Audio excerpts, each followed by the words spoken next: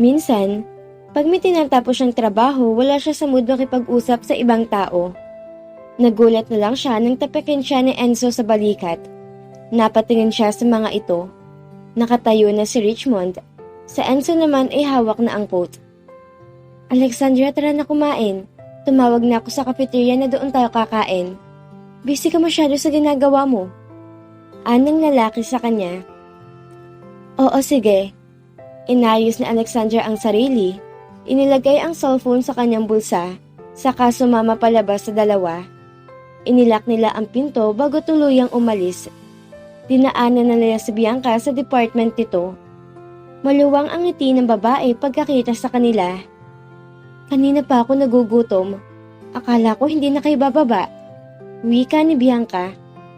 May tinapos pa kasing report si Alexandra. Sagot ni Richmond. Nire-request ko yung proposal mo. Sabi ni Alexandra dito. Anong proposal? Parang hindi nito maalala ang sinabi kanina. Yung team building? Nagliwanag ang mukha nito.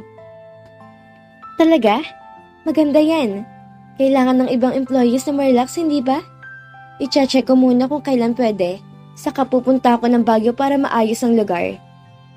Nagtuloy-tuloy na sila sa paglalakad patungong pantry.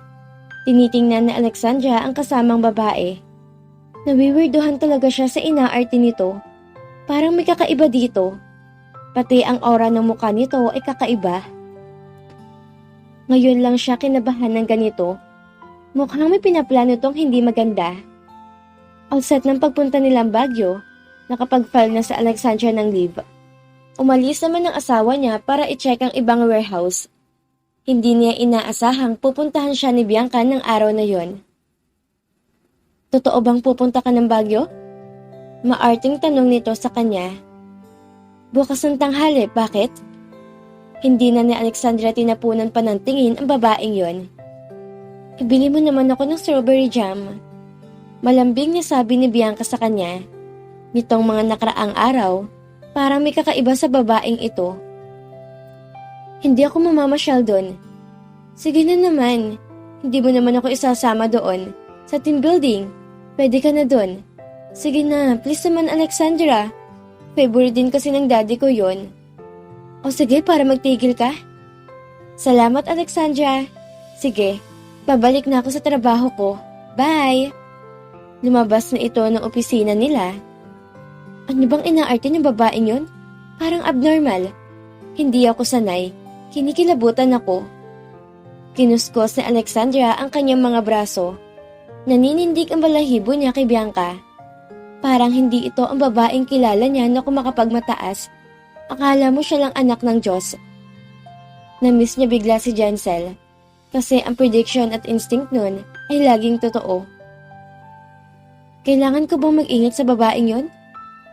Nahulog sa Alexandra sa malalim na pag-iisip, kaya hindi niya namalayan ang pagdating ni Enzo. Lumigid ito sa likuran niya. Mrs. Honasan! Sinapon ng mga kamay ni Enzo ang dalawa niyang papaya.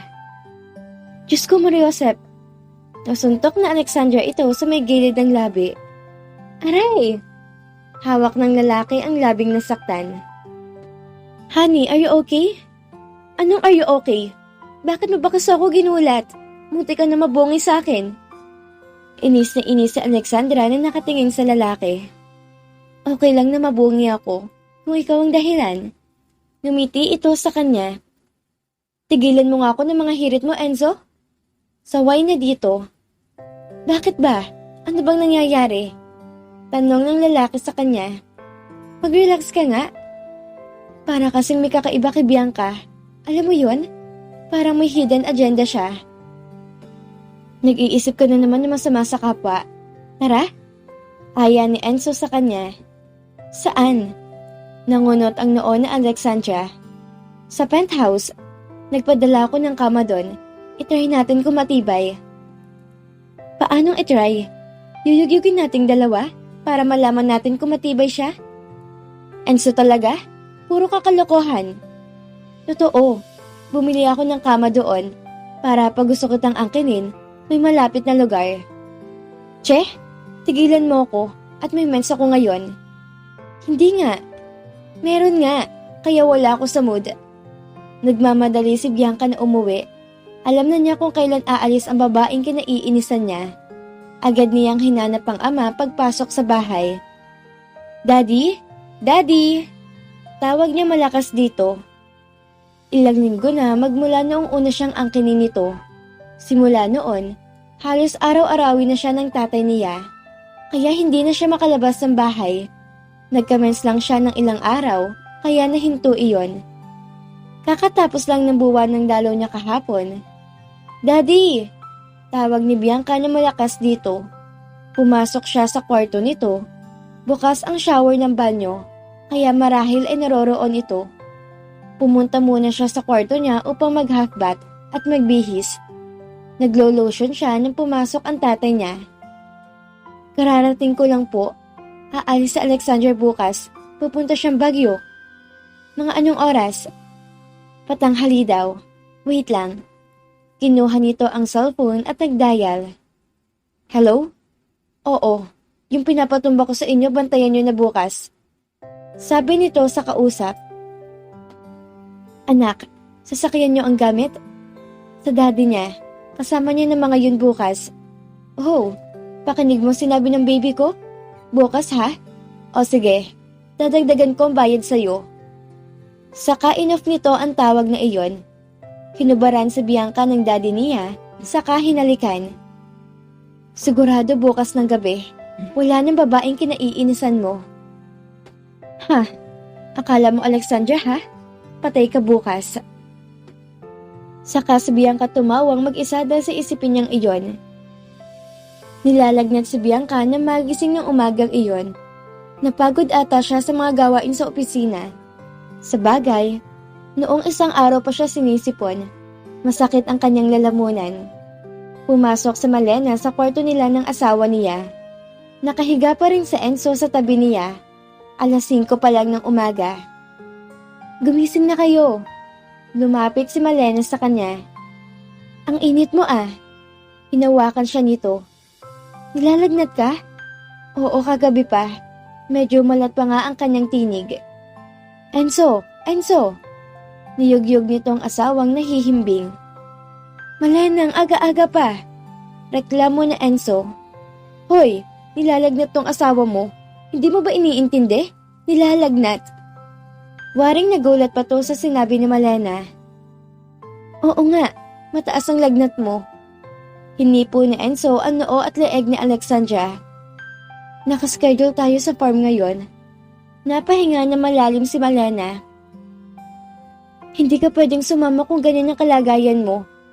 Kaya nga hindi ko talaga kaya. Hagya lang ni Alexandra na maibuka ang kanyang bibig. Kung gusto mo, ako nang bahala mag-asikaso ng tungkol sa team building nyo. Madali lang naman yon. Pagpipresenta ni Malena. Kaya mo ba? Tanong ni Alexandra. Ipadala mo lang sa akin ang bilang ng mga dadalo para maayos natin lahat na hindi mabibitin. Hahatiin naman yun per department. Sagot ni Alexandra. Hindi na muna ako papasok. Aalagaan kita. Ani Enzo sa kanya. Kailangan mong pumasok. Kaya ko naman ang sarili ko. Andiyan naman sina Judith. Tugon ni Alexandra sa asawa. Sabay dalahik niya ng ubo. Dadalhin na kita sa hospital. Natataranta sa Enzo. Wag kang OA. Saway ni Malena sa pinsan. May trangkaso lang siya Masyado naman to. Okay ka ba talaga? Paninigurado na Enzo sa kanya. Oo nga, okay lang talaga ako. Natatawa niyang sagot dito. Mag-asikaso ka na ng sarili mo. Sige na, kukuha lang ako ng tubig sa planggana. Lumabas na si Malena sa kwarto. Kumuha naman ng ice bag si Enzo sa ref.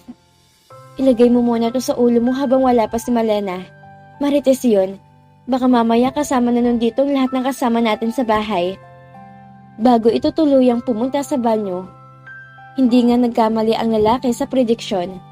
Unang dumating ang kanyang ama, kasama nito si Tita Claudia. Okay lang po ako. Anak, may sakit ka raw.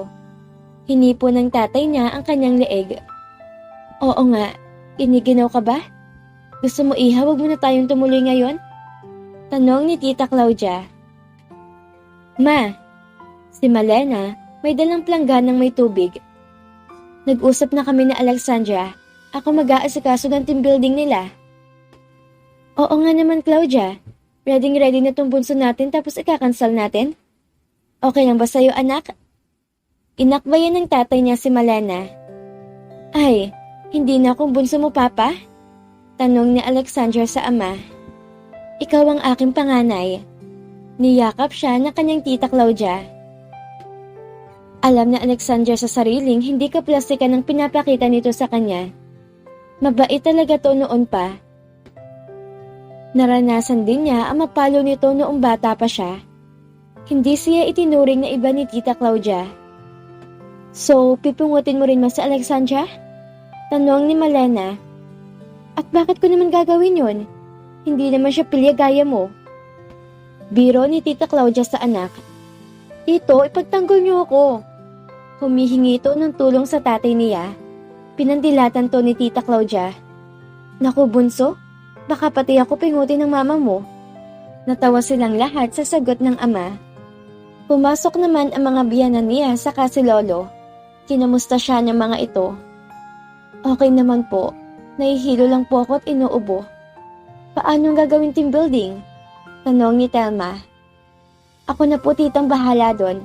Madali lang po yun. Mayabang na sagot ni Malena. Hayaan nating ma-involve si Malena sa ating negosyo para madali siyang matuto. Wika ni Lolo. Kaya ko po yan. Sabi ko nga sa inyo, sa kumpanya na ako mag-OJT eh. Ayaw yun naman. Wika ni Malena. Mas maganda doon sa pinagdalhan ko sa'yo. Mas magandang exposure. Baka doon pa kita ilagay. Sagot na matanda. Talaga po, Lolo? Nanlaki ang mga matang sagot ni Malena. Waring hindi makapaniwala sa sinabi ng matanda. Magiging Singaporean na ako, Lolo? Oo, kahit mas malaki pa sa mata ng kwago mga mata mo. Biro ng matanda. Lolo naman eh. Niyakap ni Malena ang matanda. Gagalingan ko pong pagtatrabaho. Saka wait lang po kayo. May kukunin po ako. Lumabas si Malena na nagmamadali. Pagbalik nito, may dala itong envelope. Pakibasa nga po, Lolo. Kinuha ni Lolo ang inabot ni Malena, saka binasa. Nangilid ang luha nito bago tuluyang niyakap si Malena. Bakit? Nagtatakang tanong ni Tita Claudia. Kinuha ng ina ni Malena ang envelope. Natutop nito ang sariling bibig. Hindi makapaniwalang hitsura nito hanggang mag-usisan ng iba nitong kasama. Napangiti sa Alexandra. Yan na bang invitation sa graduation mo? Pinilit niyang bumangon. Alam mo? Tanong sa kanya ni Tita Claudia. Opo, sa akin siya nagsasabi. Sorpresa daw po sa inyo. Nakangiti na Alexandra na sagot. Hindi ko akalaing summa cum laude si Malena. Hindi makapaniwalang wika ni Tita Claudia. Wala kasi kayong bilib sa akin eh. Nakangiting niyakap ni Malena ang ina. Proud na proud ako sa iyo anak. Honor ka man o hindi. Hinalikan nito ang ina. Kaya pala nag-excel ka sa Singapore. Nire-request ka para sa job offer. Masayang wika ni Lolo. Ano nangyari dito? Lumabas si Enzo mula sa banyo. Si Malena pala, summa cum laude. Masayang balita ni Telma sa asawa niya. Sinabi mo na? Nakangiting wika ni Enzo. Hindi na surprise sa graduation? Baka may prize. Sagot ni Malena.